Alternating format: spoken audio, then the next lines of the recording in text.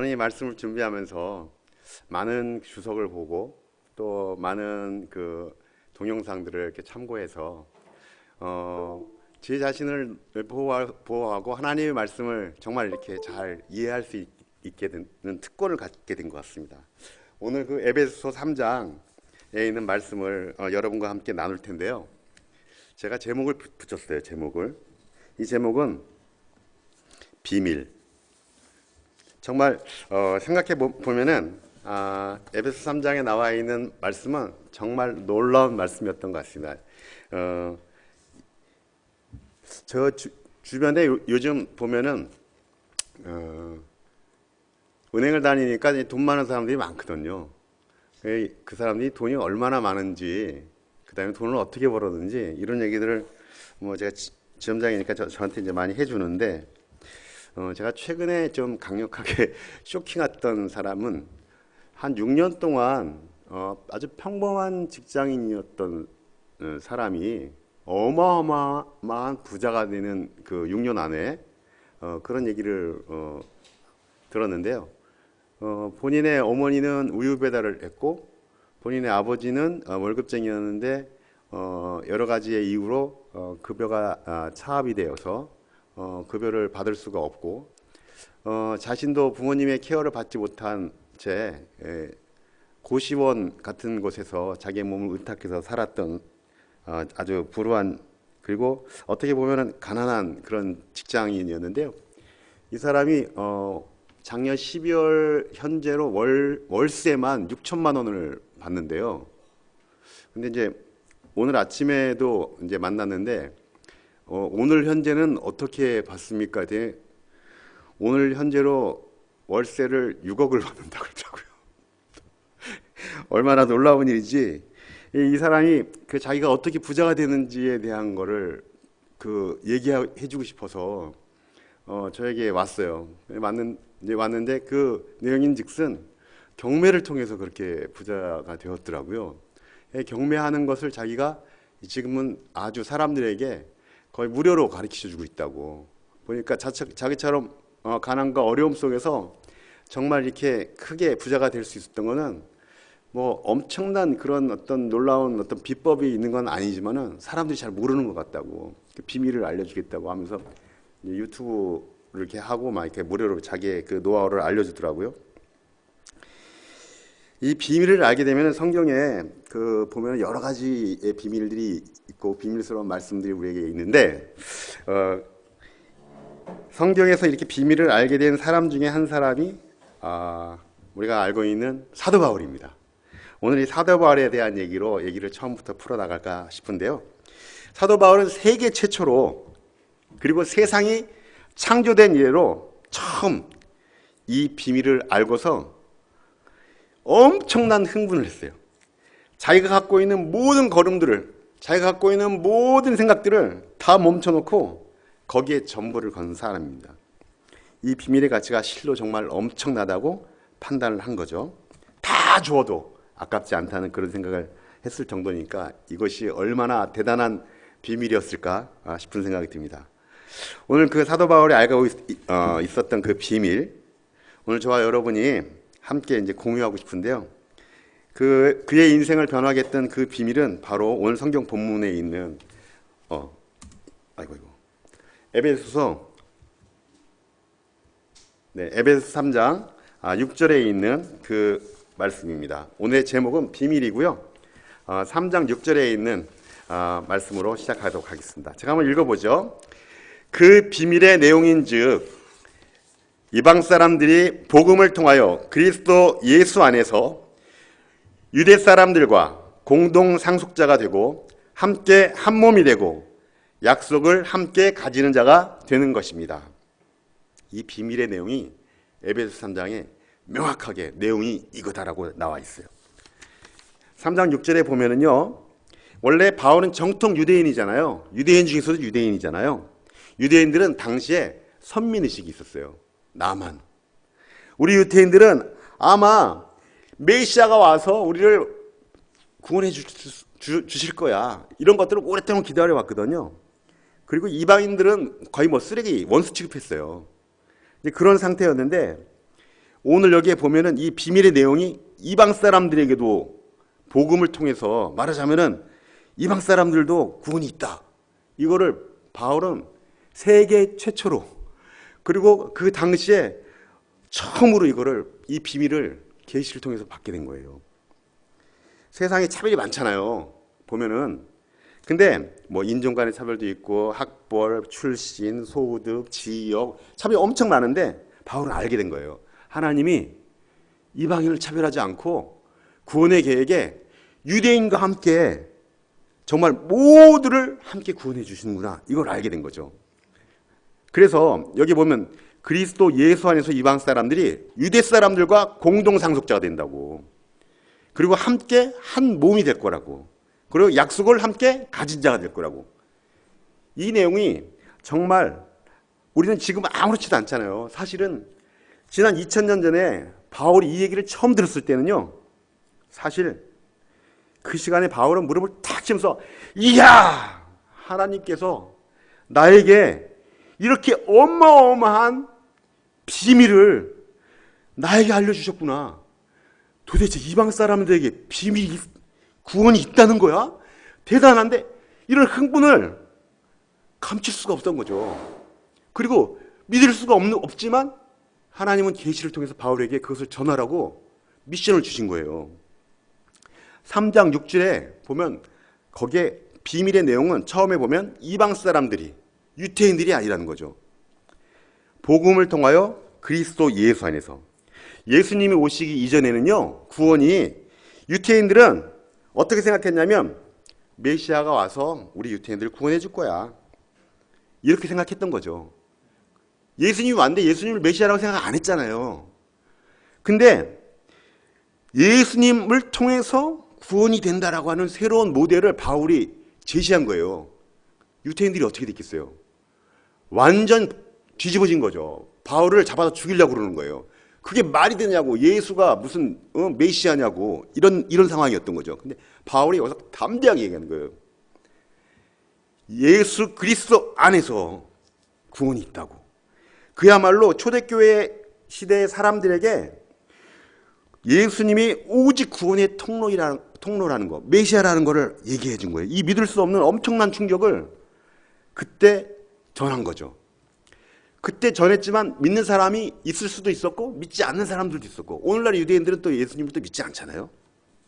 그래서 이 기쁜 소식이 지금 현재 이렇게 바울이 전하고 있었는데, 좀 더 깊이 보면 유대 사람들과 공동 상속자가 됐다라고 하는 이 말을 좀 더 깊이 한번 보고 싶어요. 이 로마서 8장 15절에 보면은 이렇게 나옵니다. 여러분은 또다시 두려움에 빠뜨리는 종살이의 영을 받은 것이 아니라 자녀로 삼으시는 영을 받았습니다. 그래서 우리는 그 영으로 하나님을 아빠, 아버지라고 부릅니다. 바로 그때 그 성령이 우리의 영과 함께 우리가 하나님의 자녀임을 증언하십니다. 자녀이면 상속자이기도 합니다. 우리가 그리스도와 함께 영광을 받으려고 그와 함께 고난을 받으면 우리는 하나님이 정하신 상속자요, 그리스도와 더불어 공동 상속자입니다. 바울이 첫 번째 놀란 거는, 이야, 상속자는 유태인만이 아니었구나. 하늘나라의 유업을 상속받는 것은 공동 상속자인 이방인도 있었구나라는 걸 알게 됐어요. 바울에게 계시된 이 첫 번째의 비밀이 바울은 너무나 쇼킹했던 거죠. 갈라디아서 3장 26절에서 29절을 보면요, 여러분은 모두 그 믿음으로 말미암아 그리스도 예수 안에서 하나님의 자녀들입니다. 여러분이 그리스도께 속한 사람이면 여러분은 아브라함의 후손이요 약속을 따라 정해진 상속자들입니다. 정말 바울이 이 공동 상속자라고 하는 것에 대한 것들을 인정하면서 여러 편지에 우리 이방인들, 우리 한국 사람도 다 하나님의 축복을 받은, 하나님의 나라를 물려받을 수 있는 구원의 대열에 들어간 공동 상속자라는 것을 바울이 처음으로 선포하는 거예요. 최초에 선포했던 바울은 정말 열정적으로 자기의 목숨을 불살려서 하는 거죠. 이렇게 얘기하면요, 유대인들한테 돌을 맞아 죽었거든요. 그래서 바울은 정말 여러 가지 어려움들이 있었던 거죠. 그 탕자에 비해 보면은 둘째 아들이 탕자잖아요. 돌아오잖아요. 근데 그 아버지가 하는 말이 큰아들하고 작은 아들에게 모두 다 상속자라고. 큰아들 유태인, 작은 아들 이방인, 그런 의미인 거죠. 모두에게 하나님은 차별 없이 다 공동 상속자로 물려주고 싶었던 거였어요. 바울이 두 번째로 정말 이렇게 가졌던 계시의 비밀은 그 두 번째 내용이 뭐였냐면은 하나님 안에서 한 몸이 된다는 거예요. 에베소서 4장 15절부터 16절까지 볼게요. 함께 읽어볼까요? 15절. 우리는 사랑으로 진리를 말하고 살면서 모든 면에서 자라나서 머리가 되시는 그리스도에게 다다라야 합니다.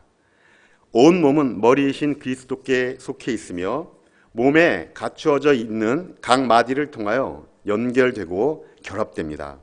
각 지체가 그 맡은 분량대로 활동함을 따라 몸이 자라나며 사랑 안에서 몸이 건설됩니다. 네, 이것은 이방인들이 그리스도께서 머리가 되신 교회의 지체가 됨을 얘기해주고 있는 거예요. 이방인도 유대인과 더불어서 그리스도의 몸된 교회, 곧 새로운 공동체에 같이 합류해서 같이 여기서 보면 몸이 여기서 결합된다고 나와 있잖아요. 16절에 보면 같이 한 몸으로 하나의 공동체가 된다는 거죠. 골로새서 1장 18절에 보면 예수님은 교회라는 몸의 머리이십니다. 그는 근원이시며 죽은 사람들 가운데서 제일 먼저 살아나신 분이십니다.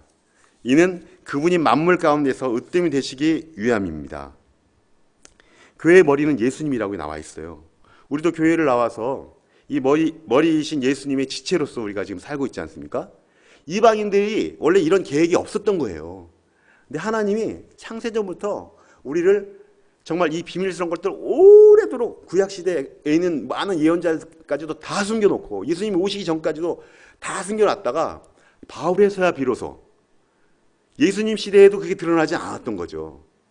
바울에게 계시해 줌으로써 바울이 비로소 이방인에게도 이렇게 몸 대신 예수님의 지체로서 우리가 같이 참여할 수 있는 공동 상속자로서 이렇게 우리를 정말 이렇게 불러줬다는 것을 얘기해 주고 있는 거였거든요. 세 번째 바울의 비밀은 뭐였냐면은 함께 약속을 받는 그런 비밀을 바울이 알게 된 거예요.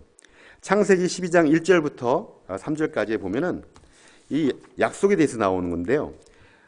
약속을 함께 우리 이방인들도 하나님으로부터 받는다라고 하는 그 계시의 비밀을 알게 됐죠. 이 약속은 아브라함에게 하신 약속인데 이것이 사실은 이제 우리 모두에게 이제 약속의 유업으로 똑같이 함께 가질 수도 있는 거가 되었던 것입니다. 창세기 12장 1절. 그 아브라함에게 한 하나님의 약속은 뭐였냐면요. 12장 1절부터 3절까지 제가 한번 읽어보겠습니다. 주님께서 아브라함에게 말씀하셨다. 너는 내가 살고 있는 땅과 내가 난 곳과 너의 아버지의 집을 떠나서 내가 보여주는 땅으로 가거라. 내가 너로 큰 민족이 되게 하고 너에게 복을 주어서 내가 크게 이름을 떨치게 하겠다. 너를 축복하는 사람에게는 내가 복을 베풀고 너를 저주하는 사람에게는 내가 저주를 내릴 것이다. 땅에 사는 모든 민족이 너로 말미암아 복을 받을 것이다. 이 아브라함에게 한 약속이잖아요. 근데 너에게 복을 주고 그 다음에 이름을 크게 떨치게 한 후에 그야말로 이 아브라함의 후손들이 계속 복의 복, 근원이신 아브라함의 하나님을 쫓아가면서 계속 복을 받았잖아요. 그 정말 복의 근원의 대열에 우리도 이제 합류하게 됐다는 것을 바울은 그때 비로소 알게 되고 사람들에게 너희에게도 정말 아브라함에게 약속했던 약속이 우리 이방인에게도 같이 있다라는 그 비밀을 얘기해 준 것이죠. 사실 우리들은 에베소서 2장 1절에서 3절에 나온 것처럼 죄와 허물로 죽었던 사람들이에요. 그리고 우리는 세상의 풍조를 따라가는 사람들이었잖아요. 사실은 그랬잖아요.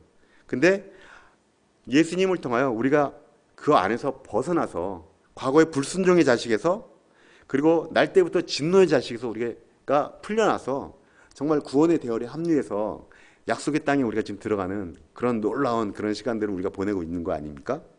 에베소서 2장 3절에 2장 1절에서 3절로 보면은 정말 과거에 이방인들이 그 약속, 아브라함의 약속의 그 계획에서 사실 제외된 사람들이었는데, 이제는 이방인들도 이런 허물과 죄에서 죽을 것이 아니라 구원의 대열에, 축복의 대열에, 약속의 대열에 하나님의 정말 놀라운 그 계획에 동참할 수 있게끔 바울을 통해서 에베소 3장에 이렇게 비밀을 이렇게 알려주고 있는 거였죠. 생명과 구원의 약속이 유대인들과 동등하게 참여되는 우리 이방인들, 그 역사가 이때부터 시작돼서 아직까지도, 그리고 앞으로 예수님이 오실 때까지, 세상 끝날 때까지 전해져야만 할 것입니다. 에베소 3장을 이렇게 고찰해 보면서 제가 하나 배웠던 것은 에베소 3장 7절에서 8절에 나오는 이 말씀 중에 바울이 참 겸손하다는 것을 많이 느꼈어요. 에베소 3장 7절에서 8절을 제가 한번 읽어보면은, 나는 이 복음을 섬기는 일꾼이 되었습니다. 일꾼이라는 말을 쓰고 있잖아요. 근데 이 일꾼은 그 주석서에 보면 헬라어의 원뜻이 이렇게 이렇게 식탁에서 밥 같은 걸 이렇게 먹으면 그 손님 식탁에서 시중을 이렇게 드는 그런 사람을 의미한다고 이제 주석서에 나와 있다고 하는데요. 바울은 이제 그리스도와 그리스도의 복음을 위해서 이제 섬기고 시중을 드는 자기를 이제 일꾼이라고 이렇게 표현을 했습니다. 참 놀라운 게 뭐냐면은 이 바울의 이 겸손함. 제가 이제 강조하고 싶은 거는 이 겸손함에 대한 거를 오늘 좀 얘기를 좀 해보고 싶어요. 사실 바울은 당시 엄청난 능력 있는 종이었거든요. 많은 편지를 써서 정말 유태인들도 개종하게 하고 하나님의 구원의 계획이 어떤 건지를 정말 그 유려한 그 문장으로, 또 대단한 학식과 오랫동안 그 하나님 안에서 그 유태인으로서 배웠던 많은 학식으로 사람들에게 논증을 하고 예수님이 그리스도인지를 많이 알려줬잖아요. 그러니까 뭐 시시한 종이 아니라 이제 엊그제 된 무슨 전도사, 그 새내기 전도사 정도가 아니고 엄청난 그 능력이 있는 분이었는데, 그런 정평이 있는 분이 이 바울이 바로 바울이었는데, 사실 이게 바울이 자기의 그 엄청난 그 힘의 원동력이 어쨌든 이렇게 겸손함을 통해서 나온다는 것을 자기는 알고 있었던 것 같아요. 그래서 이렇게 7절에 보면 이렇게 얘기를 하는데요. 내가 이렇게 된 것, 일꾼이 된 것은 하나님께서 그분의 능력이 작용하는 대로 나에게 주신 그분의 은혜의 선물을 따른 것입니다. 이렇게 얘기를 하고 있어요. 이렇게 일꾼이 되어서 그 능력을 이렇게 자기가 발휘한 것은 결국은 그분의 이 힘의 원동력이 그분에게 있다라고 하는 것을 바울은 너무 잘 알았던 거예요. 아마도 바울은 자기의 능력대로, 자기의 지식이나 뭐 이런 것대로 아마 그 미니스트리를 했을 수도 있어요. 근데 거기서 좌절을 하거나 거기서 아니라는 걸 알게 됐을 수도 있어요. 제가 생각해 보는데, 그런데 정말 자기가 하나님께 구하고 성령의 능력으로 그 능력에 힘입어서 일을 할 때 가장 파워풀하고 온전하다는 것을 알게 된 거죠. 그래서 바울은 자기가 그렇게 하나님의 능력을 힘입어서 생활하기를 강력히 소망하고, 그랬기 때문에 자기 자신이 아무런 무가치하다는 것을 알게 되면서 진심으로 겸손해졌던 것 같아요. 저도 진짜 나도 겸손한가? 이런 생각을 좀 해봤어요. 정말 겸손해야겠구나. 내가 할 수 있는 건 아무것도 없구나. 하나님의 능력을 힘입어 나도 해야겠구나. 저는 그런 생각을 좀 했던 것 같습니다. 이 8절에 보면은 바울이 얼마나 겸손했냐면, 모든 성도들 가운데서 지극히 작은 자보다 더 작은 자.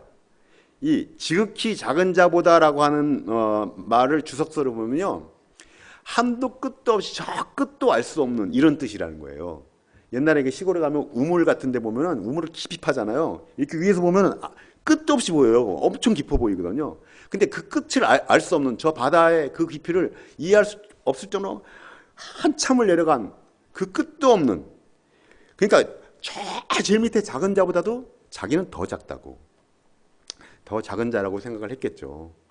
예수님을 따르는 사람을 죽이고 핍박하고 했던 사람인데 이제는 그 예수님을 자기가 증거하고 또 자기가 죽였던 그 사람들에 대한 마음의 그 빛과 고통들, 그 다음에 그 사람들의 얼굴들 뭐 이런 게 떠오르지 않았겠어요? 스테반도 막 피 맞아 철철 피 맞아 죽는 그거를 바울이 분명히 봤잖아요. 그런 걸 보면서 그런 죄책감이 있지 않았을까요? 사람을 죽인 거거든요. 그러니까 얼마나 그게 자기가 얼마나 작은 사람이고 하필이면 이렇게 괴수 중에 괴수, 죄인 중에 죄인 나를 하나님이 선택했을까라고 하는 그런 원망도, 그 고통이 되게 심했을 것 같아요. 근데 자기가 은혜 때문에 이렇게 헤아릴 수 없는 부요함의 경지에 다다랐다고 이 에베소서 3장 8절에 이렇게 표현을 하고 있거든요. 이 지극히 작은 자보다 더 작다라고 하는 바울의 이 겸손은 실제 본인의 객관적인 상황일 수도 있지만 정말 엄청난 신앙적인 성찰을 통해서 자기 자신이 정말로 그렇게 작다라고 하는 생각을 하고 그 은혜를 하나님께 이미 힘입어서 야, 내 이 은혜를 어떻게 갚을 수 있을까? 이런 생각을 하지 않았을까 싶습니다.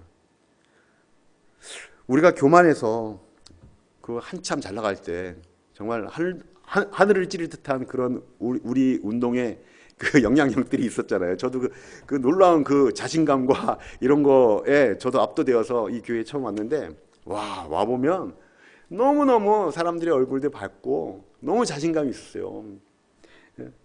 근데 사실 나중에 이제 우리가 회개를 했지만 우리 교회가 사실 온리처치를 표방하면서 그 교만함이 드러나고 또 이제 우리를 하나님이 돌아보라고 우리를 치셨잖아요. 그리고 1세대 정말 미션을 그 저희들에게 전해졌던 그 세대들은 또 어떻게 보면 다 또 그 인도자들이 지금 다 교회 밖으로 나가고 그런 분들이 많잖아요. 이런 거 저런 걸 생각하면 참 우리가 얼마나 교만했던가 하는 생각을 하기도 하고 지금이야말로 에베소 3장을 이렇게 보면서 우리가 얼마나 겸손하게 앞으로도 우리의 길을 정말 이렇게 겸손하게 가야 할까라는 생각을 갖게 하는지 모릅니다. 우리가 진짜 금그릇이나 은그릇이나 다이아몬드 그릇처럼 우리를 스스로를 그렇게 생각해서는 안 될 것 같아요. 우리는 정말 보잘것없는 질그릇이고 뭐 교파로 봐도 한국 교회에서 정말 얼마만큼 우리가 작은 교회예요. 정말 우리는 질그릇 같은 정말 작고 보잘것없는 그런 처지에 있는 것은 분명하거든요. 그래서 우리가 정말 이렇게 작고 보잘것없는 질그릇인데 고린도후서 4장 7절에 보면은 한 가지 참 위로가 되는 것은 우리는 이 보물을 질그릇에 간직하고 있습니다. 그렇지 않아요? 우리 명동 그리스 교회에 있는 형제 자매 여러분, 우리가 정말 이렇게 교만했던 시절도 있지만 정말 우리가 이 보잘것없는 질그릇에 낮고 겸손하고 정말 여러 가지 시련과 저희들 안에서 여러 가지 다툼과 분쟁들이 있었고 회개가 있었고 눈물이 있었고 그런 시간들을 통해서 정말 우리 스스로가 이제는 정말 날 것이 없고 우리가 그 누구보다도 뭐 뛰어난 것이 없는 정말 우리는 부족한 그야말로 그런 사람들이었구나.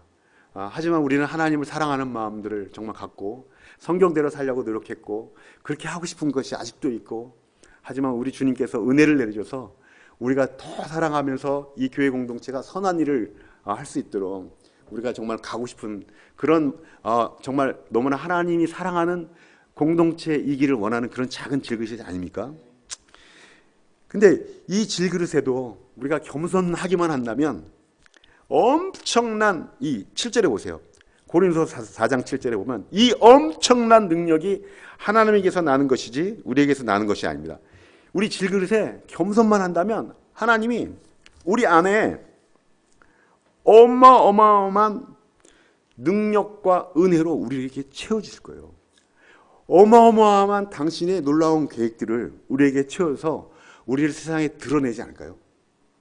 우리가 겸손해서 하나님이 원하시는 그 뜻에 합당하게 우리가 뭐 인원을 늘리려고 하는 뭐 그런 단체도 아니고 이익을 많이 내려고 하는 그런 단체도 아니지 않습니까?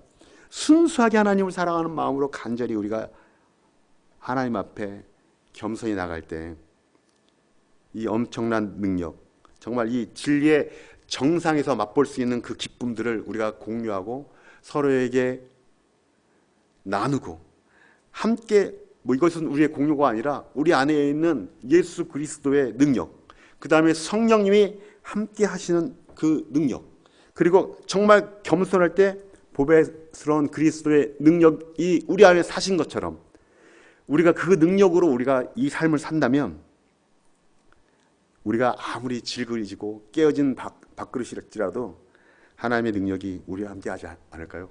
저는 확신합니다.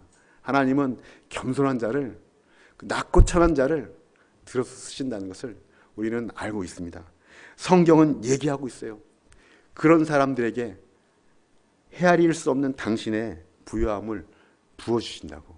저는 우리 하나님이 우리 명동교회에 이 겸손한 것을 보고서 정말 하나님께서 축복해 주시기를, 그리고 이 세대에 하나님을 진심으로 찾는 질그릇과 같은 사람들에게 하나님의 놀라운 믿음의 비밀과 기쁨이 정말 넘쳐나기를 정말 하나님께 기도하고 간구하는 그런 마음을 갖게 됐습니다. 하박국 3장 17절에 보면은 제가 한번 우리 다 잘 아는 내용인데요. 제가 한번 읽어보겠습니다. 무화과 나무 잎에 나무에 과일이 없고 포도나무에 열매가 없을지라도 올리브 나무에서 딸 것이 없고 밭에서 거두어 드릴 것이 없을지라도 우리의 양이 없고 외양간에 소가 없을지라도 나는 주님 안에서 즐거워하련다. 나를 구원하신 하나님 안에서 기뻐하련다. 참 제가 이 말씀을 여기서 발췌해 온 이유는 뭐냐면 정말 우리 복음의 능력이 믿고 기도하면 정말 하는 일마다 잘 되고 정말 승승장구하는 그런 것이 아니라 여기 하박국의 이 3장 17절부터 18절에 있는 이 말씀은요, 지금 말로 얘기하면 이게 엄청 찌질한 거예요. 뭐 해도 안 되는 거죠. 지질이 궁상맞게 정말 지금 말로 바꾸면 통장에 잔고가 없고 하는 일마다 족족이 다 안 되고 하나같이 되는 일이 없고 진짜 세상 사람이 볼 때도 끝이 없는 터널 속에서 고통과 눈물의 그 시간들을 어쩜 저렇게 예수를 믿는다고 하는 사람이 저렇게 많이 보내고 있고 헤아릴 수 없는 그 부유함이 있는 것도 아니고 진짜 이 지질이 궁상맞는 인생을 사는 것처럼 세상 사람이 본다 하더라도 이 복음의 능력이 우리에게 들어오면은 우리가 그 은혜로 말미암아 정말 헤아릴 수 없는 기쁨과 풍성한 부요함을 우리가 알 수가 있는 거 아닙니까? 우리 모두가 그것을 맛보았고 우리 삶에 다 간증들이 이제는 다 있는 사람들인 것이죠. 이 은혜라는 것이 그야말로 이렇게 놀라운 것 같아요. 이 하박국 선지자가 얘기한 것처럼 우리를 구원해 주신 하나님 안에서 정말 부족함이 없이 기뻐하지 않습니까? 주님 안에서 우리가 즐거워하지 않냐고요. 정말 이 복음의 능력이 우리 안에서 정말 우리가 질그릇같이 겸손한 가운데 정말 이렇게 할지라도 이것은 다 하나님 계획 안에서 무화과 나무잎에 과일이 없게 하신 것도 하나님이시겠지. 우리와 우리의 양이나 소가 없어도 하나님이시겠지. 이렇게 생각하고 인정하고 하나님의 뜻을 바라는 겸손한 자세를 가질 때야말로 하나님이 드디어 때가 되었다. 그래, 내가 너에게 정말 이제 비밀스러운 축복을 주겠다라고 하시지 않을까 싶습니다. 바울도 마찬가지예요. 바울도 생각해 보세요. 정말 어떻게 보면 세계에서 가장 좋은 히브리 대학, 제일 좋은 곳에 정말 박박사가 되어서 엄청난 유대인으로 잘 살 수 있고 아까 제가 얘기했던 그 부자 월세로 6억을 받고 하는 그런 사람들보다 더 잘 나갈 수 있었던 사람이잖아요. 근데 그의 동문과 그의 가문에서 바울을 보고서 어떻게 얘기를 했을까 생각해 보세요. 야, 기껏 저렇게 해서 배우더니 예수라는 사람이 미쳐가지고 완전히 인생 다 망가졌다고. 지금 감옥에 있어. 전과 10범이래. 아유, 뭐 결혼도 못했어. 저렇게 떠돌아다니고 맨날 그제 얘기 들어보니까 문매를 맞아가지고 성문 밖에 버려졌다는 거를 간신히 누가 봤다는데 죽었는지 살았는지 몰라. 야, 걔는 왜 그러니? 아마 바울은 남들이 그 당시 사람들이 생각해 보면은 실패해 보이는 그 깨진 쪽박 같은 인생 있잖아요. 완전히 인생 끝난 사람들 그렇게 보였는데 바울은 사실 그렇지 않았어요. 이 하나님을 통해서 이 하박국 선지자의 말씀을 바울도 알았겠죠. 나는 하나님 안에서 기뻐하고 감격하고 하나님이 나에게 주신 그 은혜에 너무 감사하다. 그런 거가 아니었을까 저는 생각합니다. 저도 이 교회에 와서 그리스도인이 되면서 정말 측량할 수 없는 하나님의 놀라운 은혜를 많이 맛봤습니다. 여러분들도 그러지 않았나요? 맞아요. 저도 그랬습니다. 저의 삶에 축복이 부어지고요. 어쩌면 나에게 딱 맞는 그런 정말 절묘한 타이밍에 하나님이 개입해 주셔서 어떻게 그걸 나에게 이루어지게 하셨으며 정말 위기 순간에 정말 내가 비겁해지고 내 스스로가 부끄러운 그런 죄인이 되어서 야, 이것이 이제는 다 끝났구나라는 생각이 들었을 때 하나님은 아들아, 너의 피할 곳이 여기다 라고 저에게 피할 길을 주셨어요. 또 어떤 경우에는 정말 저를 튼튼하게 어둠과 정말 악의 세력으로부터 보호해 주시기 위해서 저를 끌어내 주셨어요. 여러분들 그러지 않으셨나요? 저만 그랬나요?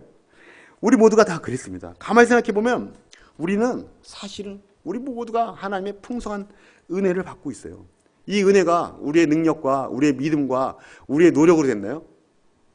은혜는 이렇다고 하대요. 은혜라는 그 명언을 들어보니까 뭐라고 하냐면 은혜는 내 공로로 이루어진 것도 아니고 무공로로 없어지는 것도 아니다. 안 해도 그냥 하나님이 공짜로 주는 거예요. 이 죄인을 나 같은 이 정말 벌레만도 못한 진짜 싸가지 없는 그리고 파렴치하고 하나님을 배신하기를 진짜 끓는 물에 진짜 변죽을 올리는 이런 정말 몹쓸 죄인에게도 하나님은 아들아 내가 너를 사랑한다고 정말 바보 하나님이신 것 같아요. 엄청난 은혜를 저에게 주셨어요. 이 감격 시간이 너무 정말 저는 감사하게 되거든요.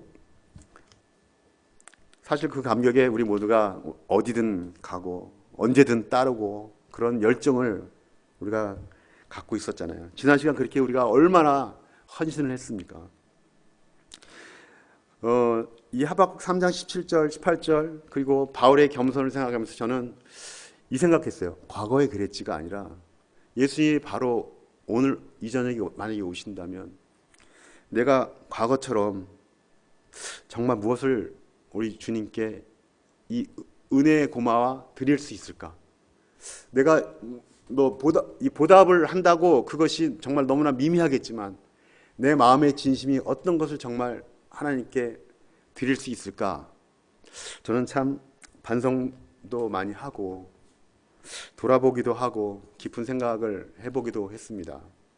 여러분도 한번 생각을 해보십시오. 정말 여러분들이 지난 시간에 그거 다 떠나서 정말 이 명동교회에 속해서 예수님의 몸된 교회 머리 대신 예수님의 지체로서 건강한 몸과 건강한 지체를 가지고 성령님의 인도하심을 따라서 여러분의 속사람들이 그렇게 강해지면서 지체로서 튼튼하게 되어져 있는지 아니면 예수님에게 기대어서 오늘도 전전긍긍 간신히 천국을 그냥 턱걸이로만 그냥 갈 수 있는 그런 지금 위치에 있는지 저는 좀 반성을 좀 많이 했습니다. 참 이렇게 드릴 게 너무 없다는 초라한 저를 보고서 회개하는 시간을 가졌는데요. 어쨌든 너무나 감사한 것은 우리 예수님은 이런 저를 위해서 당신이 그 소중한 목숨을 내어주셨다는 거였죠. 에베소 3장에 보면은요, 이제 다시 3장 이제 16절부터 17절까지 있는 이제 말씀으로 돌아오고 싶은데요. 에베소 3장에 보면은 이제 16절부터는 이제 또 다른 새로운 패러그래프인데, 여기는 이제 바울이 기도를 해요. 기도를 하는데 바울이 어떻게 하자라고 이제 세 가지 기도를 하거든요. 에베소 3장 16절 17절 제가 한번 읽어보겠습니다. 아버지께서 그분의 영광의 풍성하심을 따라 그분의 성령을 통하여 여러분의 속사람을 능력으로 강건하게 하여 주시고 믿음으로 말미암아 그리스도를 여러분의 마음속에 머물러 계시게 하여 주시기를 빕니다. 바울이 기도해요. 바울이 어떻게 기도하냐면 무릎을 꿇어요. 무릎을 탁 꿇어요. 제가 절두산이라고 하는 이 보면은 제 합정동에 있는 성당을 가봤거든요. 순교주의잖아요. 가면은 예배당에 이제 의자가 이렇게 있어요. 이렇게 있는데 보통 그냥 교회에서 일반 종파 교회나 또는 이런 교회에서 보통 이제 의자에 앉아서 기도하잖아요. 거기는 이렇게 의자에 무릎으로 꿇을 수 있게끔 밑에 이렇게 이 방석 같은 거 이렇게 대놨더라고요. 기도를 할 때 이렇게 무릎을 탁 꿇더라고요. 근데 무릎을 탁 꿇으니까요. 마음이 이 자세가 사람의 마음을 또 이렇게 또 잡아주더라고요. 정말 이 무릎 꿇고 진실한 기도를 내가 하고 싶은 아주 그런 진정성이 생기더라고요. 바울이 이 에베소 3장 16절 17에서 기도를 하는데 무릎을 탁 꿇습니다. 당시 기도는 이 시대는 보통 서서 기도해요. 이 마태복음이나 이런 데 보면 공가복음에 나오잖아요. 하늘을 우러러 보면서 서서 이제 기도하는데 선체를 기도했다고 하는데 이제 무릎을 꿇은 거죠.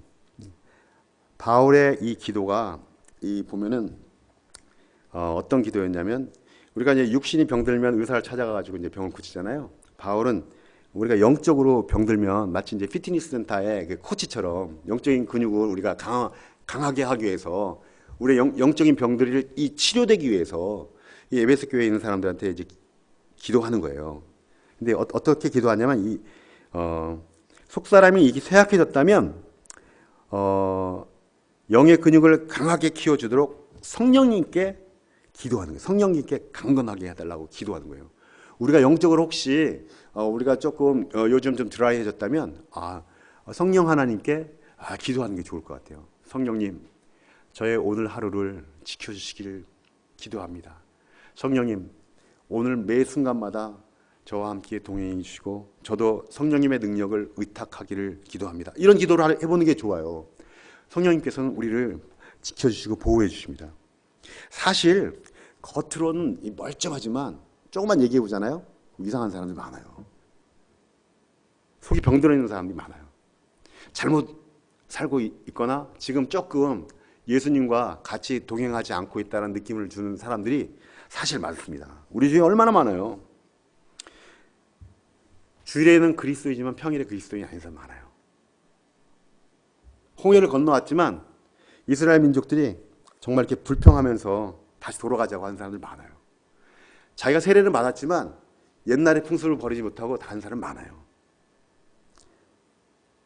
바라기는 바울의 기도처럼 속사람의 능력으로 강건해지기를 지금 바라는 거거든요. 우리 교회 명동교회가 또 예수님을 믿는 사람이 성령의 능력으로 불같이 일어가지고 속사람이 강건해지기를 기도하고 싶습니다. 이 바울이 오늘 우리에게 주는 말씀인 것 같아요. 우리 속사람의 능력을 강하게 만듭시다. 그래야 바울의 기도처럼 그리스도인 예수께서 우리의 마음속에 이렇게 머물러 있지 않을까요? 매 순간마다 성령님께 기도하고 간구할 때 그리스도이신 예수님이 우리의 마음속에 머물러 있을 줄 믿습니다. 에베소 3장 18절 19절을 보면은 또 여기 보면 지식을 초월하는 그리스도의 사랑에 대해서 나옵니다. 제가 한번 18절 19절 한번 읽어볼게요. 모든 성도와 함께 여러분이 그리스도의 사랑의 너비와 깊이와 높이와 깊이가 어떠한지를 깨달을 수 있게 되고 지식을 초월하는 그리스도의 사랑을 알게 되기를 빕니다. 그리하여 하나님의 온갖 충만하심으로 여러분이 충만하여지기를 바랍니다. 이 지식을 초월하는 하나님의 사랑. 이게 말이 무슨 뜻이냐면요. 이런 겁니다. 여기에 아주 삐까번쩍한 고급 그 스포츠카가 그걸 산 사람이 한 사람이 있다고 이제 가정해봐요.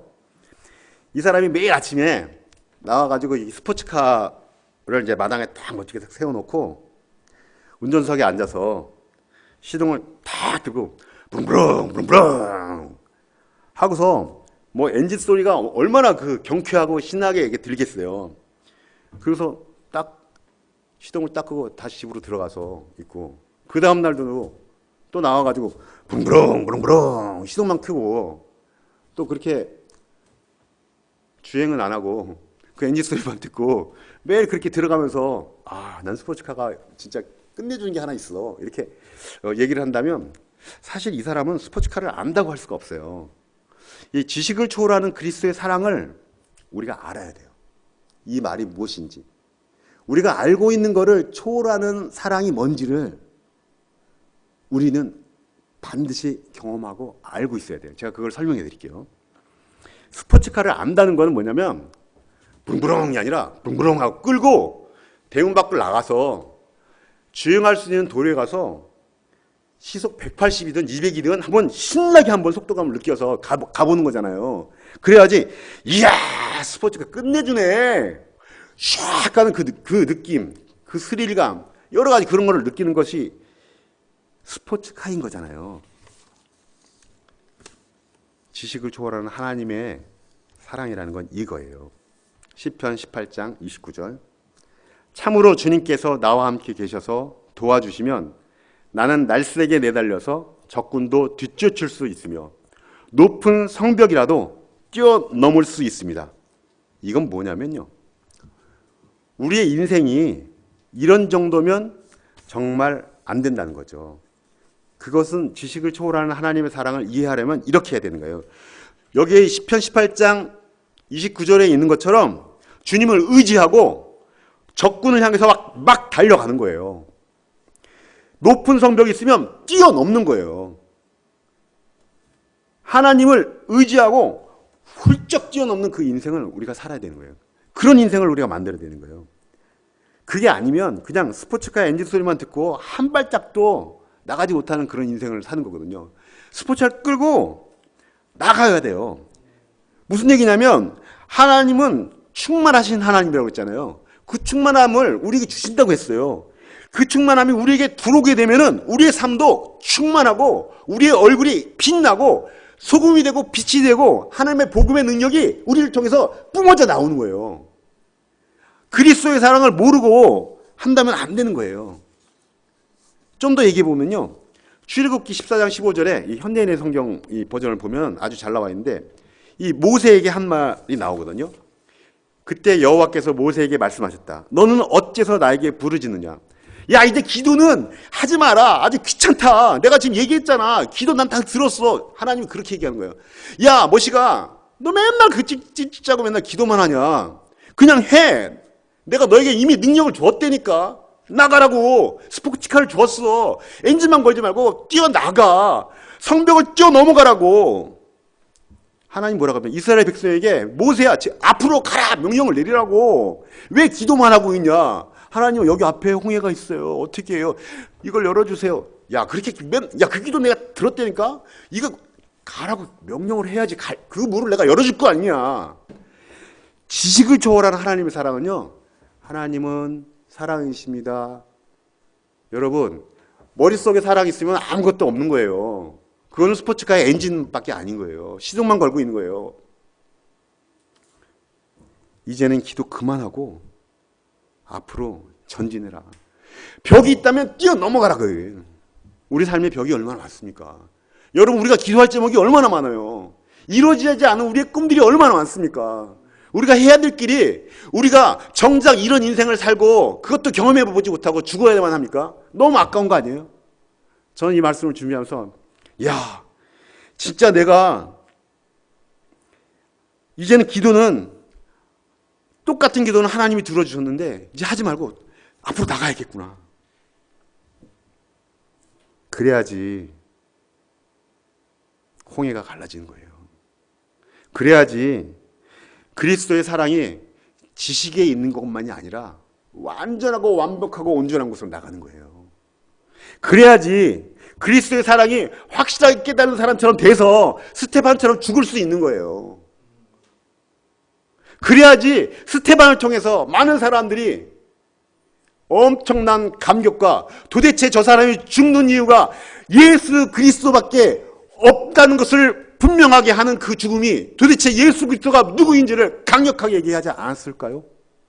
우리의 삶 속에서, 직장에서, 집에서, 어디에서 우리는 뛰어넘어야 돼요. 성벽을 뛰어넘어가야 돼요. 스테반은 죽으면서까지도 자기를 죽이는 사람을 용서했어요. 다윗은 전 밧세바의 여인을 간음하면서도 음란하고 비열하고 완전히 진짜 나쁜 놈이잖아요. 저라면은 완전 인생이 쪼그라들었을 거예요. 아, 나는 이제 엠번방 비밀의 누구야.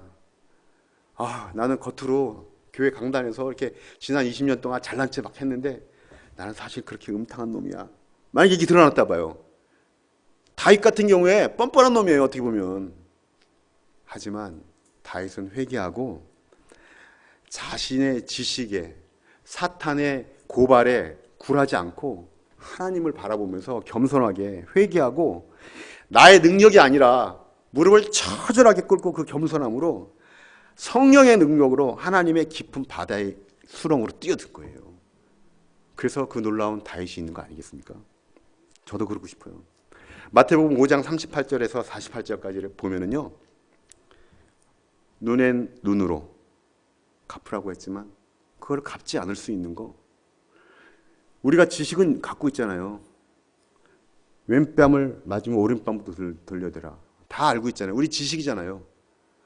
하지만 우리가 오른뺨을 맞고 왼뺨을 돌려댈 수 있을 때 정말 그것은 우리의 지식을 넘어 하나님의 엄청난 사랑들을 정말 우리가 이 삶 속에서 구현하는 거거든요.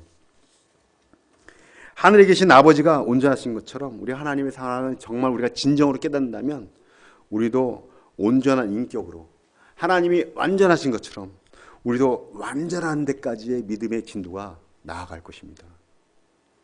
참 위로가 되는 게 있다면 에베소서 3장 20절에 있는 말씀, 이 뒤에 있는 말씀 제가 적질 않았는데요. 3장 20절을 보면요, 우리가 구하거나 생각하는 모든 것, 우리가 구하지도 않고 생각만 해. 구하지도 않고 또는 구하거나 또 생각만 하고 있는 것, 그거를 하나님은 다 아시고 그보다도 더 넘치게 채워주신다고 우리에게 위로의 말씀을 주시고 계셔요. 참 하나님 대단하신 거 아니에요? 여러분, 정말 우리가 하나님과 함께, 하나님 우리와 함께 하고 계신데 우리가 홍해로 뛰어들어서 돌진합시다. 우리가 스포츠카를 끌고 앞으로 나갑시다. 우리가 머릿속에 정말 우리 스스로의 겸손하게 생각을 가져야만 하는 것이 아니라 진짜 겸손하게 삶을 삽시다. 원수까지 사랑하라고 했는데 말로만 사랑하지 말고 진짜 원수를 사랑합시다. 제가 전통교회에서 한 20년 교회를 다녔는데 그 새 찬송가에 이런 게 나오더라고요. 302장 보면 이런 찬송이 있어요. 내 주 하나님 넓고 큰 은혜는, 내 주 하나님 넓고 큰 은혜는 저 큰 바다보다 깊다. 너 곧 닷줄을 끌어 깊은 데로 저 한가운데 가보라. 저 한가운데 가봐야 되는 거예요. 우리는 그냥 여기 찰싹찰싹 하는데 이런 데 있잖아요. 그런 데에서 그냥 깔짝깔짝 하지 말고 진짜 깊은 데로 한번 가봅시다. 우리의 믿음을 하나님이 주신 약속에 힘입어 한번 가보자고요. 왜 너 인생은 언제나 거기에 있냐고. 우리가 여기서 있지만 맙시다. 저 큰 바다의 물결 보고 그 밑에 그 밑도 끝도 없는 깊은 바닷속을 다 헤아려 보라고.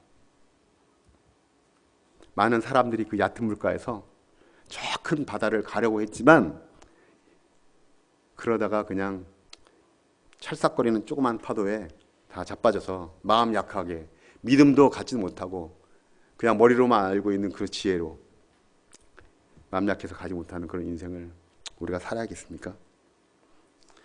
4절, 우리가 곧 가야 합니다. 이제 가야 해요.